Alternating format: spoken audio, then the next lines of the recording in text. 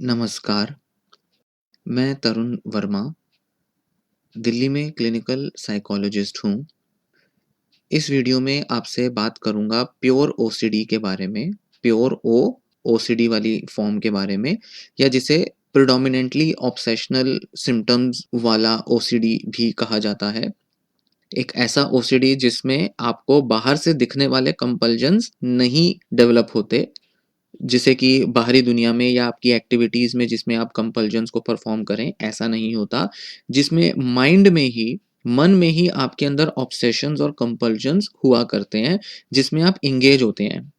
कई मामलों में तो ये बहुत ज़्यादा डिस्ट्रेसिंग नहीं होते, जैसे कि बाकी के दूसरे ओवर्ट कंपल्जन्स में होता है। मतलब ओवर्ट मतलब जो बाहर से दिखे, कोवर्ट मतलब जो मन के अंदर चले। तो जो ओवर्ट कंपल्जन्स वाले जो पेशेंट होते हैं उनमें कई बार बहुत ज़्यादा डिस्ट्रेस दिखाई देता है। कोवर्ट वालों में कई बार ज़्यादा नहीं दिखाई देता।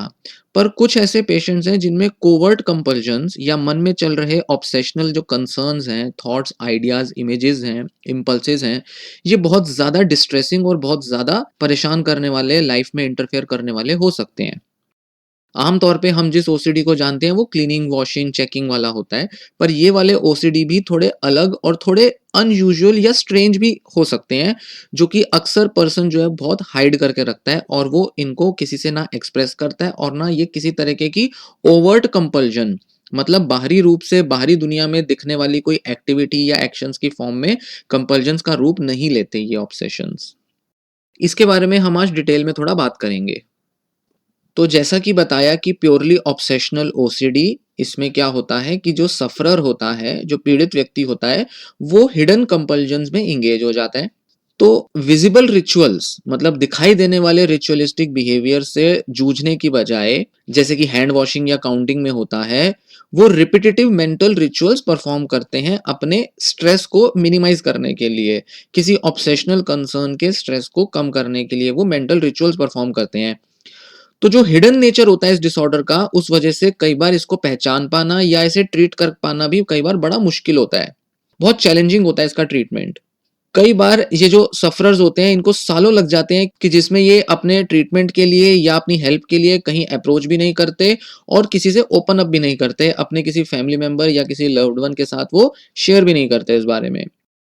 प्योर ओसीडी के जो सिम्पटम्स हैं वो पर्सन टू पर्सन वेरी कर सकते हैं, बड़े ही अलग-अलग तरह के, अलग-अलग किस्म के हो जाते हैं और कई अलग-अलग तरीके के अनयूजुअल और बड़ी ओरिजिनल और बड़ी स्ट्रेंज थीम्स के साथ ये प्रेजेंट होते हैं, या थीम्स ना कह के कहूंगा कि कंटेंट के साथ प्रेजेंट होते हैं।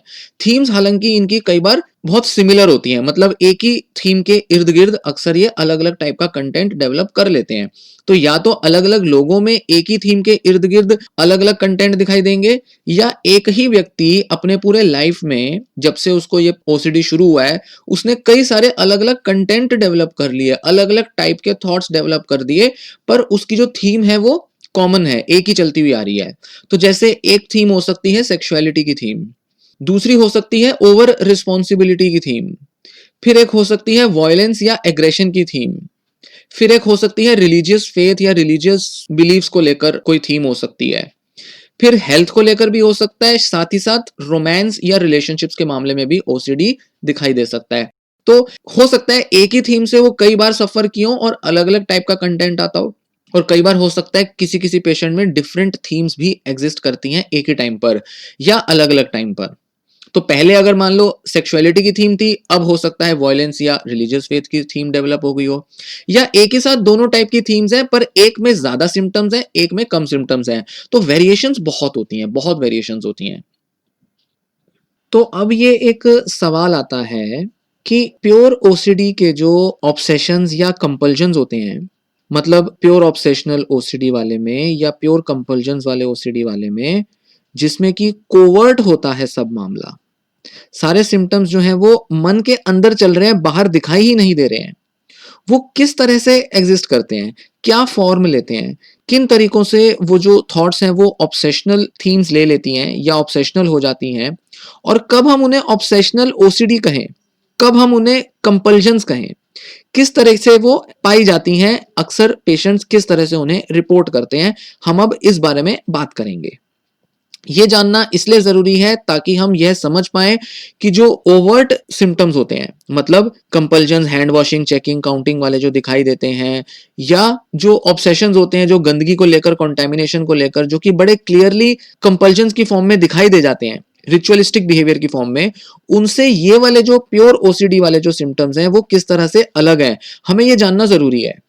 ताकि हम ज़्यादा अच्छे तरह से समझ पाएँ, पहचान पाएँ कि प्योर ओसीडी कैसा होता है, किस तरह के थिंकिंग या इमोशनल कंसर्न्स होते हैं, वह व्यक्ति किस तरह से विचार करता है, किस तरीके के विचारों में उलझा रहता है, प्रीऑक्यूपाइड रहता है, और जब हम एक बार यह पता कर पाएंगे तो हम इसकी पहचान कर पाएंगे, इसे सही तरीके से डायग्नोज कर पाएंगे।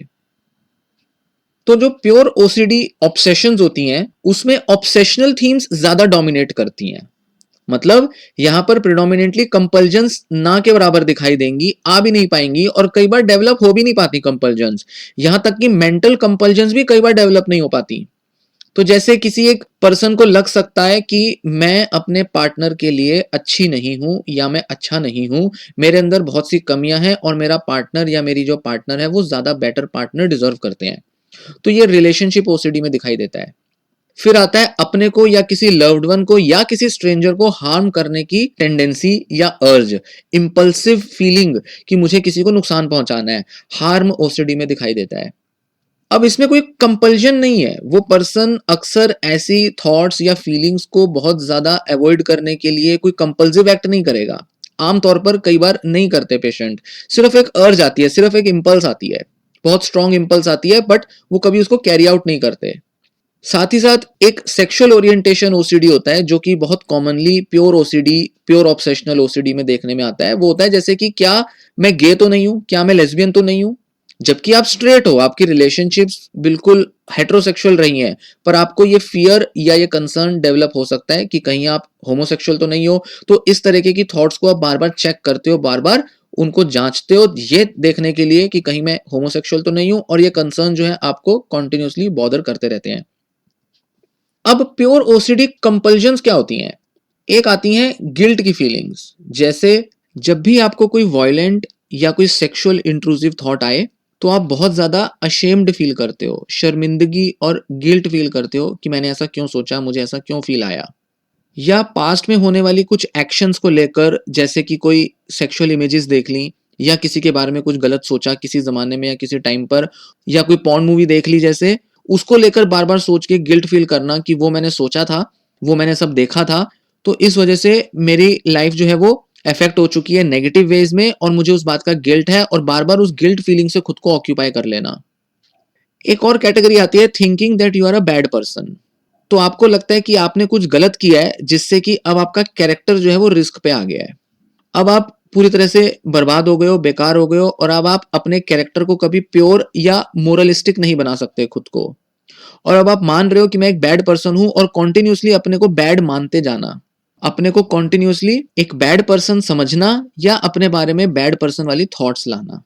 इसमें कहीं ना कहीं खुद को पनिश करने की थॉट्स भी अक्सर आती हैं। तीसरा कैटेगरी होता है अवॉइडेंस।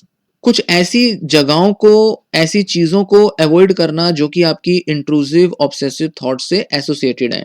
कोई जगह हो सकती है, कोई ऑब्जेक्ट्स हो सकते हैं, उनको अवॉइड करना। जो एग्रेशन से रिलेटेड हो सकती हैं, जैसे रसोई में कोई चाकू या ऐसी कुछ नोकीली चीजें पड़ी हैं, या कोई टूल्स पड़े हैं, जैसे किसी घर में किसी जगह पर हथौड़ी और कीलें पड़ी हैं, तो उस जगह को अवॉइड करना इस डर से कि मैं जाऊंगा तो मेरा मन ना कर जाए उस चीज को उठाकर किसी का नुकसान पहुंचाने का।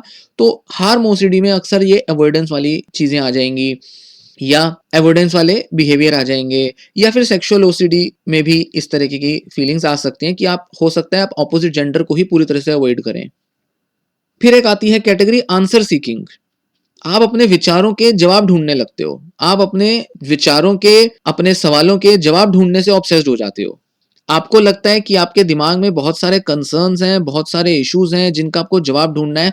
आप आंसर ढूंढने के प्रति ऑब्सेस्ड हो बहुत, आपको जवाब चाहिए, आपको फैक्ट पता करना है, आपको पूरा सच खोजना है, उसको लेकर आप बहुत ज्यादा ऑब्सेस्ड हो जाते हो। और आपको लगता है क्योंकि आपको पूरी चीज की एक्सप्लेनेशन नहीं पता, पूरा जो आपका जो डाउट है उस डाउट की पूरी आंसर नहीं है, एक्सप्लेनेशन नहीं है, इसलिए आप संतुष्ट महसूस नहीं करते और बार बार इस कंपल्सिव अर्ज की वजह से आंसर ढूंढने के प्रयास करते हो। फिर आता है रीअश्योरेंस सीकिंग, जो इसी से जुड़ा है।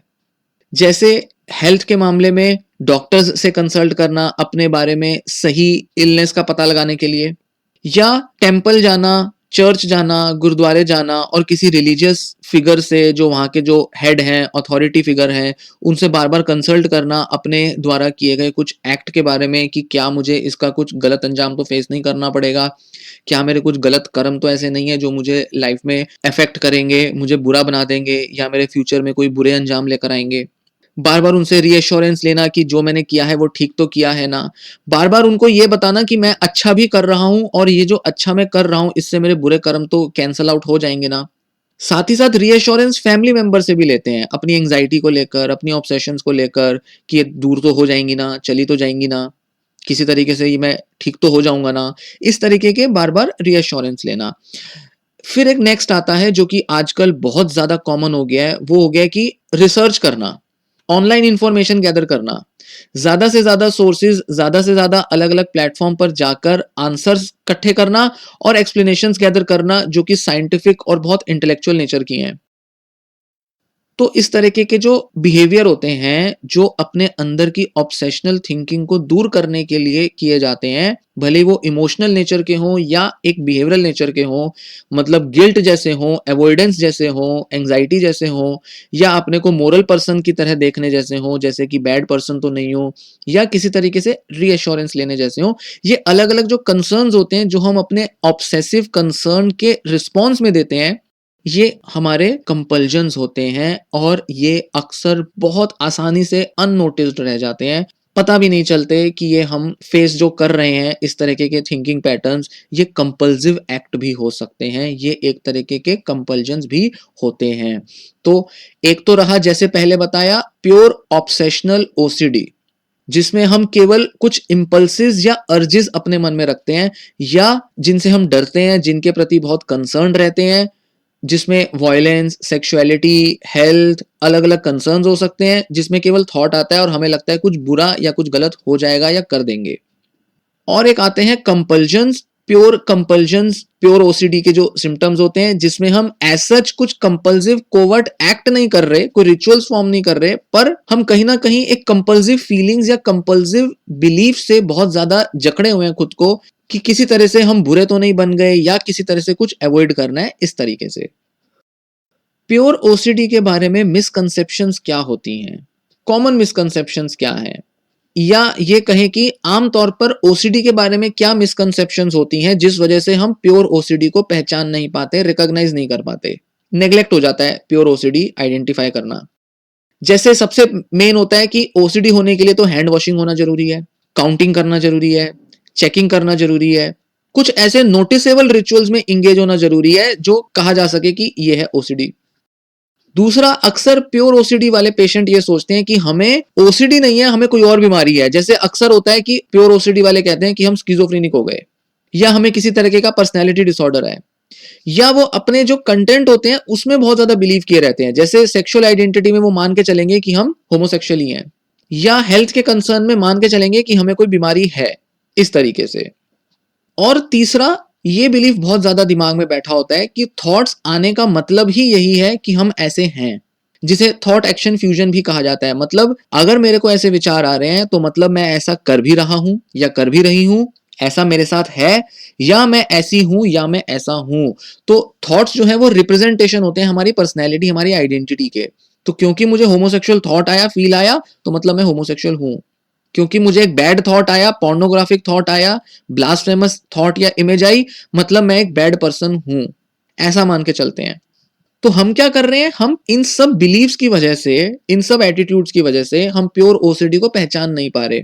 या तो इसलिए क्योंकि हमें लगता है वो टिपिकल ओसीडी नहीं है जिसमें कंपल्शंस दिखाई देती हैं, या प्योर ओसीडी को हम कोई और नाम दे देते हैं, कोई और बीमारी का इंडिकेटर मान लेते हैं, या उसके कंटेंट में बिलीव कर लेते हैं, या हम सच में ऐसा मानने लगते हैं कि हम कुछ और बन चुके हैं, हम कुछ और हो चुके हैं, अब ये केवल थॉट्स नहीं है, मैं सच में ऐसा ही हूं, इसलिए मुझे थॉट्स आती हैं। इस वजह से प्योर ओसीडी पहचान में नहीं आ पाता, छुपा रह जाता है।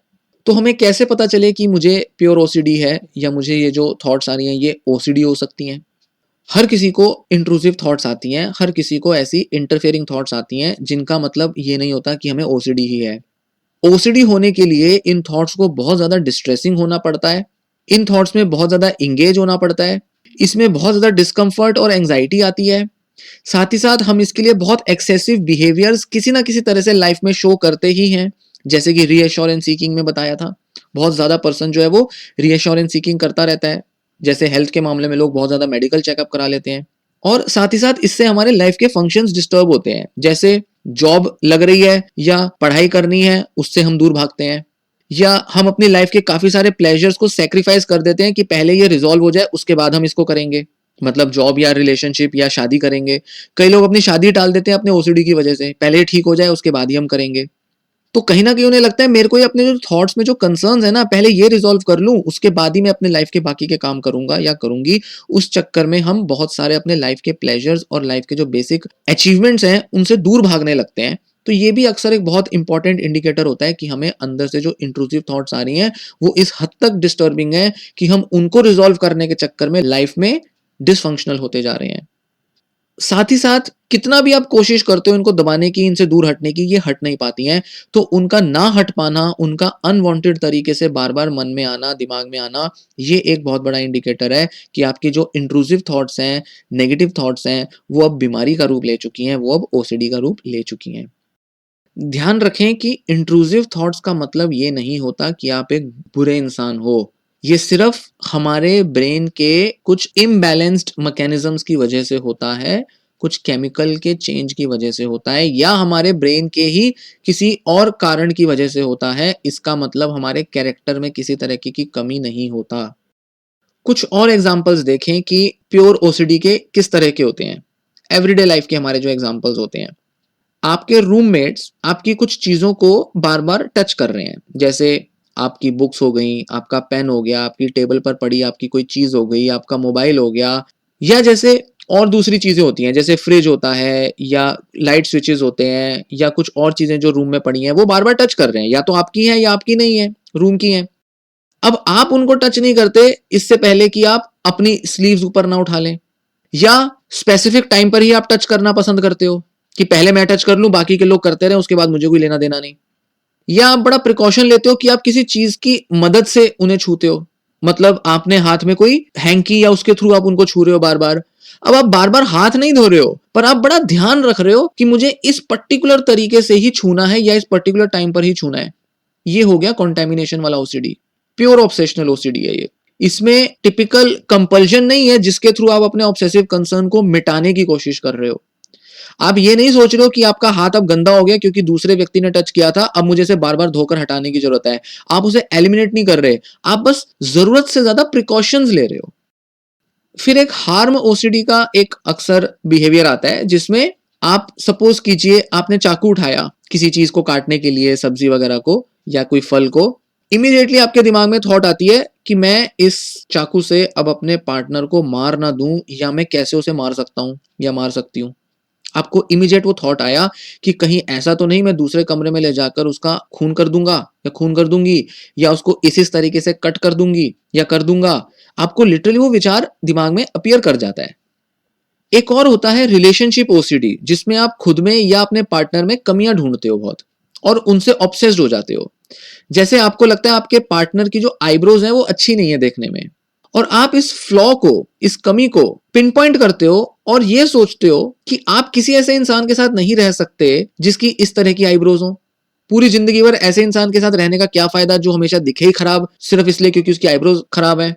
आप बार बार इस चीज के बारे में सोचते हो और ऐसा सोचते हो कि इस पर्सन के साथ मैं कैसे रह पाऊंगा या कैसे रह पाऊंगी। कोई ऐसा इंसान काश कोई होता या कोई होती जिसकी आईब्रोज बहुत अच्छी होती, जिसके बाल बहुत अच्छे होते, जिसकी स्किन इस टाइप के कलर की ना होती या उसके चेहरे पर इस तरह के दाग ना होते। आप कॉन्स्टेंटली केवल उस एक फ्लॉ के इर्द गिर्द ही अपनी रिलेशनशिप को जज करते हो कि रिलेशनशिप अच्छी नहीं हो सकती क्योंकि ये फ्लॉ है उस पर्सन में। अब सवाल ये आता है कि क्या रिकवरी पॉसिबल है इस तरह के ओसीडी में? यस, बिल्कुल। प्योर ओसीडी को ठीक किया जा सकता है वैसे ही जैसे कि जो टिपिकल ओसीडी होता है उसको ठीक किया जाता है, मतलब एक्सपोजर रिस्पॉन्स प्रिवेंशन की मदद से, ईआरपी थेरेपी की हेल्प से। और काफी अच्छा इसको ट्रीट किया जा सकता है, काफी अच्छा इसका क्योर मौजूद है। ईआरपी में क्या होता है, एक्सपोजर एंड रिस्पॉन्स प्रिवेंशन, दो पहलू होते हैं। एक्सपोजर में आप एक्सपोज करते हो उन सिचुएशन से जिन सिचुएशन में आपको लगता है कि आपको ऑब्सेसिव अर्ज आएगी या कोई कंपल्सिव अर्ज आएगी और आपका मन करेगा ये करने को या ऐसा सोचने को। अपने फियर को, अपने डर को आप फेस करते हो, बार बार उसको एक्सपोज करते हो खुद को बिना कंपल्जन को परफॉर्म किए, ताकि आप अपने डर को न्यूट्रलाइज कर दो, उसको धीरे धीरे धीरे कम कर दो, आपका डर जो है वो बढ़े और फिर धीरे धीरे कम हो जाए। ऐसे जब आप बार बार करते रहते हो तो आप अपने दिमाग को, अपने ब्रेन को ट्रेन कर देते हो, फोर्स कर देते हो, उसकी आदत डाल देते हो कि वो यह देख पाए कि आपका कंपल्जन को परफॉर्म करना कितना इररेशनल है, कितना इलॉजिकल और इररिलेवेंट है। इसको ना करके भी आराम से रहा जा सकता है। इनफैक्ट एंजाइटी को, ऑब्सेशन को कम करने का यही एक तरीका है, और ऐसा ना करने से, मतलब कंपल्जन परफॉर्म ना करने से ही मेरी ऑब्सेशनल कंसर्न्स जो है, ओसीडी जो है वो कम होगा। तो इस तरह से ईआरपी आपको हेल्प करता है आपकी एंजाइटी को दूर करने में, आपके ओसीडी को कम करने में, उसे दूर करने में। अलग अलग तरीके के एक्सपोजर्स किए जाते हैं, अलग अलग टाइप के सिम्टम्स या कंटेंट पर बेस्ड होते हैं वो। जैसे हार्म ओसीडी वाला कोई पेशेंट होगा, उसके लिए क्या होगा, उसको अपने फियर्स को अलग तरह से टैकल करना होगा, और कंटेमिनेशन वाले ओसीडी में अलग तरह से उसको टैकल करना होगा। ये आपका जो प्रोफेशनल है, आपके जो थेरेपिस्ट हैं, वो आपको बताएंगे कि आपको कैसे अलग अलग सिचुएशन में अलग अलग तरह से अपने ओसीडी को ओवरकम करना है। जैसे यहां मैं दो एग्जांपल बताता हूं आपको। एक पर्सन है जिसको हार्म ओसीडी है, उसको कहा जाएगा कि आप हमेशा अपने साथ एक प्लास्टिक वाली नाइफ या फोर्क अपनी पॉकेट में हमेशा अपने साथ लेकर घूमो, और उस आइटम के साथ एक, जो भी चीज है उसके साथ एक एसोसिएशन बनाओ कि हाँ ये है मेरे साथ। धीरे धीरे धीरे आप क्या करोगे, आप और ज्यादा थ्रेटनिंग आइटम्स अपने साथ रखोगे, जैसे एक शार्प नाइफ जो किचन में होती है, या कोई सीजर्स अपने साथ रखोगे, कोई नोकीली चीज हो गई, कोई सुई हो गई, या कोई कील हो गई, आप अपने साथ रखोगे। कोई भी ऐसी चीज जो नोकीली और चुभने वाली हो, नुकसान पहुंचाने वाली हो, धीरे धीरे आप वो अपने साथ रखना शुरू करोगे। ग्रेजुअली क्या होगा, आपके दिमाग से ये फियर चला जाएगा कि किसी चीज को अपने साथ रखने से मैं किसी का नुकसान पहुंचा सकता हूं, ये डर आपके मन से हट जाएगा। आपको लगेगा कि किसी पॉइंटेड या किसी डेंजरस टूल या किसी थिंग के, चीज के मेरे साथ रहने पर भी मैं उसका इस्तेमाल नहीं करता या नहीं करती, और उसको साथ रखने से मैं कुछ नुकसान नहीं करूंगा किसी का। कंटेमिनेशन ओसीडी में हम क्या करेंगे, हम अलग अलग चीजों की लिस्ट बना लेंगे जिनसे हमें डर लगता है, जिनसे दूषित हो जाने का हमें डर रहता है। जैसे डोर हैंडल को टच करना, या किसी चीज का किसी को छू देना, या कुछ ऐसा। फिर हम क्या करेंगे, जो सबसे लो एंजाइटी वाले जो बिहेवियर होंगे उनसे हम शुरू करेंगे, और धीरे धीरे धीरे हम ज्यादा एंजाइटी देने वाले चीजों पर एक्सपोजर करेंगे। एक्सपोजर कैसे करेंगे कि हम धीरे धीरे उन चीजों से एक्सपोज करेंगे। जैसे अगर मान लीजिए किसी का मोबाइल को छूना आपके लिए बहुत ज्यादा कंसर्न की चीज नहीं होती, जबकि किसी का आपके मान लीजिए हाथों को छूना बहुत ज्यादा कंसर्न की चीज होती है, तो आप क्या करेंगे, अपने मोबाइल से शुरू करेंगे और धीरे धीरे उसे दूसरे लोगों की प्रेजेंस में रखेंगे। और लोगों को अगर वो टच कर रहा है या लोग उसे टच कर रहे हैं, तो उसको आप धीरे धीरे एक्सपोज करेंगे, और ग्रेजुअली आप अपना डर हटाएंगे कि लोगों के छूने से मुझे किसी तरह का कॉन्टेमिनेशन नहीं होता। जैसे जैसे आगे बढ़ते जाओगे वैसे वैसे चैलेंजिंग टास्क इस एक्सपोजर थेरेपी में आने लगेंगे। धीरे धीरे आपको क्या है, कंटेमिनेशन का ओसीडी दूर करने के लिए आपको पब्लिक बाथरूम यूज करना पड़ेगा, आपको किसी गंदगी वाले एरिया से गुजरना पड़ेगा, या किसी ऐसे पर्सन से मिलना होगा, हैंड शेक करना होगा जो बहुत गंदा लगता है देखने में। जैसे कोई हॉस्पिटल का पेशेंट हो सकता है, या जैसे कोई होमलेस पर्सन हो सकता है, जो अक्सर बहुत गंदे तरीके से रहते हैं, हाइजीनिक नहीं होते हैं। क्या मेडिकेशन इस प्योर ओसीडी में हेल्प कर सकती है? हाँ, एआरपी के अलावा मेडिकेशन भी हेल्प कर सकती है, पर ये दोनों ट्रीटमेंट एक दूसरे को सब्स्टिट्यूट नहीं करते। मेडिसिन ईआरपी को सब्स्टिट्यूट ना करे। ईआरपी मेन ट्रीटमेंट अप्रोच है। ईआरपी के बिना ओसीडी का ट्रीटमेंट ना के बराबर पेशेंट्स में हो पाता है। तो डॉक्टर को आपको कंसल्ट करना होगा अगर आपका सिर्फ ईआरपी से रिलीफ नहीं मिल रहा है, या ईआरपी से आपको बहुत टाइम लग रहा है, या आपके कुछ और लाइफ में ऐसे कंसर्न्स हैं जिस वजह से आप ईआरपी पर पूरा टाइम नहीं दे पाते या उसको इजीली नहीं कर पाते। तो थोड़ा ईज के लिए, थोड़ा कंफर्ट के लिए आप मेडिकेशन ले सकते हैं, जो आपकी एंजाइटी को और आपके ऑब्सेसिव सिम्टम्स को कम करने में हेल्प करेगी। एसएसआरआई दवाइयां, selective serotonin reuptake inhibitors, use की जाती हैं ओसीडी के ट्रीटमेंट में। ये आपके ब्रेन के अंदर सेरोटोनिन केमिकल की, न्यूरोट्रांसमीटर की एक्टिविटी को बढ़ा देता है और ये जो केमिकल होता है ये डिप्रेशन और एंजाइटी के मामले में भी काम करता है, मतलब उसमें भी ये इम्बैलेंस्ड हो जाता है, वहां भी ये दवाई दी जाती है। तो कुछ एग्जांपल्स हैं इन दवाओं के, जैसे लेग्जेप्रो, प्रोजैक, पैक्सिल, ज़ोलॉफ्ट, ऐसी कुछ दवाइयां हैं जो कि अक्सर ओसीडी के ट्रीटमेंट में दी जाती हैं ताकि इससे सेरोटोनिन के लेवल में चेंज आए और आपको एक केमिकल लेवल पर रिलीफ मिले और आपके लिए ईआरपी करना भी बहुत आसान हो पाए। आमतौर पे दोनों को साथ ही लिया जाता है, पर कई केसेस में सिर्फ ईआरपी से भी ट्रीटमेंट दिया जा सकता है, दिया जाता है। तो कुछ लोग तो हैं वो तो सिर्फ ईआरपी से रिकवर कर जाते हैं, पर अक्सर क्या होता है, ईआरपी ले लो या आप मेडिसिन ले लो, ऑब्सेशंस कई बार पूरी तरह से जा नहीं पाते। ओसीडी की रिकवरी जो है वो इस बात से रिलेटेड है, इस बात पर फोकस करती है कि हम कंडीशन को कितना अच्छे से मैनेज कर पा रहे हैं या कर पाए हैं, बजाय कि हम पूरी तरह से एलिमिनेट कर दें। पूरी तरह से हमें ओसीडी को रिड्यूस नहीं करना, रिमूव नहीं करना, हमें सिर्फ इसकी इंटेंसिटी को, इसकी फ्रीक्वेंसी को कम करना होता है ताकि पेशेंट की लाइफ में ये सिम्टम्स इंटरफेयर ना करें, ऑब्सेशंस और कंपल्जन्स बहुत ज्यादा एक बोझ के तौर पे ना काम करें, पेशेंट की लाइफ डिस्टर्ब्ड ना रहे और पेशेंट जो है वो अंदर ही अंदर बहुत ज्यादा नेगेटिव फीलिंग्स और थॉट से ना भर जाए, या वो अगर हो चुका है, भर गया है इन फीलिंग से, तो वो दूर हो जाए, कम हो जाए और ना के बराबर रह जाती हैं डिप्रेसिव फीलिंग्स, ऐसा तो हो सकता है। आप एक बहुत अच्छी हेल्दी लाइफ जी सकते हैं ओसीडी के कुछ सब क्लिनिकल सिम्टम्स के रहते हुए भी। सब क्लिनिकल मतलब बहुत थोड़े से ऑब्सेशनल फीलिंग्स या थॉट्स हो गई, ट्रेट्स हो गए, कुछ ऐसे ऑब्सेशनल सिम्टम्स के रहते हुए भी आप बहुत अच्छे से अपनी लाइफ बिता सकते हो। कंपल्जन्स आपकी करीब करीब पूरी तरह से खत्म हो सकती हैं। तो पॉजिटिव लाइफस्टाइल हैबिट्स अगर अपनाएं तो काफी हद तक हमारे लाइफ पे हमारा कॉन्फिडेंस गेन हो सकता है। हम अपनी फ्रीडम के साथ, पूरे कॉन्फिडेंस के साथ, पूरे जोश के साथ, एंथुसियाज्म के साथ अपनी लाइफ जी सकते हैं, बावजूद इसके कि थोड़े बहुत ऑब्सेशनल ट्रेट्स हमारे अंदर मौजूद हैं, क्योंकि ऑब्सेशनल ट्रेट्स आमतौर पर रहते ही हैं, उनको हम पूरी तरह से दूर नहीं कर पाते। ट्रेट्स मतलब पर्सनैलिटी के कुछ ऐसे बिलीव्स या कैरेक्टरिस्टिक रहते ही हैं जो हमें थोड़ा ऑब्सेसिव बनाते हैं लाइफ के किसी किसी एरिया को लेकर। तो ऑब्सेस्ड हम रहते हैं, बट अपनी हैबिट्स को, अपने बिहेवियर्स को चेंज करके हम अक्सर इसके जो इम्पैक्ट होते हैं ओसीडी के, उसको खुद पर रिड्यूस कर सकते हैं, खत्म कर सकते हैं। थोड़ी बहुत एंजाइटी रह भी जाती है तो भी हमें कभी उससे डिसेबल्ड जैसा फील नहीं होता, बहुत ज्यादा उससे लाचार फील नहीं होता। हम इजीली काफी सारे ऑब्सेसिव थिंकिंग को, थॉट्स को ओवरकम कर ही लेते हैं, करने की आदत डाल ही लेते हैं। तो फैमिली जो है वो प्योर ओसीडी के केस में पेशेंट की कैसे हेल्प कर सकती है? जब फैमिली और फ्रेंड्स की बात आती है तो उनको ये सब समझ पाना बहुत डिफिकल्ट होगा, बहुत डिफिकल्ट होता भी है। और ना ही केवल इनिशियली डिफिकल्ट होता है, पूरे प्रोसेस में भी वो कई बार समझ ही नहीं पाते कि ये हुआ क्या इस पेशेंट के साथ, इसके साथ ऐसा हुआ क्या, क्यों हुआ, क्यों ये करता है व्यक्ति, क्यों अपने थॉट से ये डिस्ट्रैक्ट नहीं कर पाता, क्यों इनको दूर नहीं कर पाता पेशेंट। उनको लगता है आप बड़े अनरियलिस्टिक तरह से बिहेव कर रहे हो, अगर आप चाहो तो आप दूर कर सकते हो, अगर आप चाहो तो इसको आज के आज, अभी के अभी इनको खत्म कर सकते हो। और खासकर कई बार ऐसा भी होता है कि फैमिली में कोई ना कोई ऐसा पर्सन होता है जिसके अंदर ऑब्सेसिव या कुछ कंपल्सिव ट्रेट्स होते हैं, भले उनको ओसीडी ना हुआ हो, भले उनको कभी ओसीडी डेवलप ना हुआ हो, उन्होंने ट्रीटमेंट ना लिया हो, पर वो कहते हैं हम तो कंट्रोल कर लेते हैं, आप भी चाहोगे आप भी कर लोगे। तो वो अक्सर अंडर एस्टिमेट करते हैं इन प्रॉब्लम्स को, ओसीडी के पेशेंट की प्रॉब्लम्स और सफरिंग को।